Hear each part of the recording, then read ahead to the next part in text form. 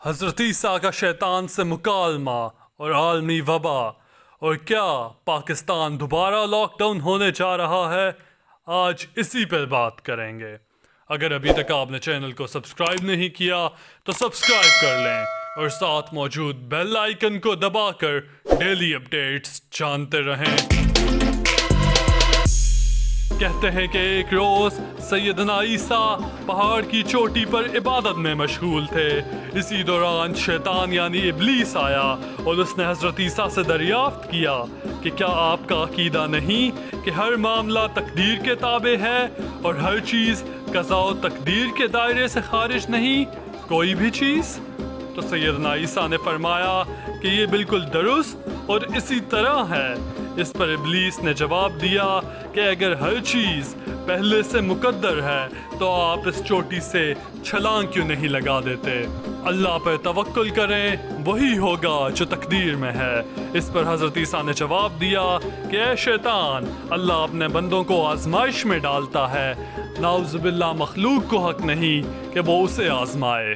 لیکن افسوس یہ بات ہمیں سمجھ نہیں آ رہی۔ ہم شاید وبا سے بچنے کے بجائے قدرت کے آزمانے کو ترجیح دے رہے ہیں۔ جس طرح لاک ڈاؤن ختم ہونے کے بعد SOPs کی دھجیاں اڑائی گئیں، اس کی کوئی مثال نہیں ملتی۔ پاکستان میں صرف پچھلے 12 گھنٹوں میں 105 اموات ہو چکی۔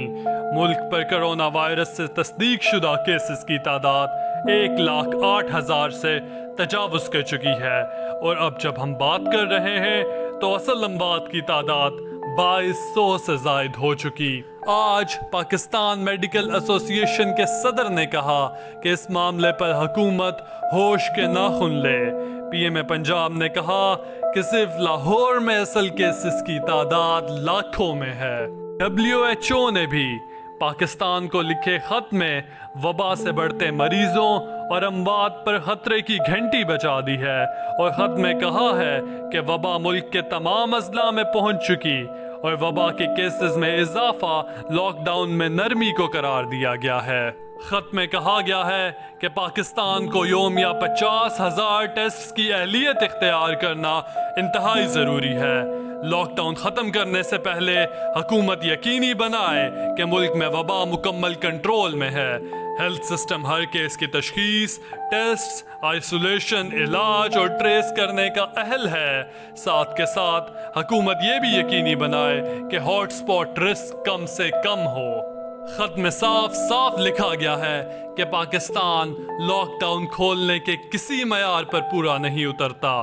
پاکستان وبا سے متاثرہ 10 سرِ فہرست ملکوں میں شامل ہے، اور عالمی ادارے صحت نے تجویز کی ہے کہ پاکستان 2 ہفتے لاک ڈاؤن اور 2 ہفتے نرمی کی پالیسی کو اختیار کرے۔ یعنی اب ہمیں پھر سے لمبے لاک ڈاؤن کے لیے تیار ہو جانا چاہیے۔ ملک میں بڑے اسپتالوں کی صلاحیت تیزی سے کم ہوتی جا رہی ہے۔ صرف سندھ کی بات کریں تو وہاں 22 پرائیویٹ اور سرکاری اسپتال مریضوں کی دیکھ بھال کر رہے ہیں۔ سندھ میں کل ہائی ڈیپینڈنسی یونٹس میں مریضوں کے لیے 446 بستر موجود ہیں، جن میں سے 237 آکوپائیڈ ہیں، اور مریضوں کی تعداد تیزی سے بڑھ رہی ہے۔ محکمہ سندھ کے اعداد و شمار کو دیکھا جائے تو ڈاکٹر ضیاء الدین ہسپتال کے 6 بستروں کے علاوہ کراچی کے IC یونٹس میں کوئی جگہ خالی نہیں، اور باقی صوبوں میں بھی حالات کچھ بہتر نہیں ہیں۔ دنیا کی بات کریں تو نیوزی لینڈ میں وبا کے خاتمے کے اعلان کے بعد حالات معمول پر ہیں، مگر پھر بھی SOPs پر سختی سے عمل کیا جا رہا ہے۔ انڈیا میں حالات تیزی سے بگڑ رہے ہیں، اور چین نے اپنے شہریوں کو انڈیا سے نکالنا شروع کر دیا ہے۔ ایک بات ہمیں ذہن نشین کرنی ہے کہ ہمیں ایک نہایت خطرناک اور مہلک وبا کا سامنا ہے۔ قدرت کو چیلنج کرنے کے بجائے ایک دوسروں کو محفوظ بنانے کی کوشش کریں۔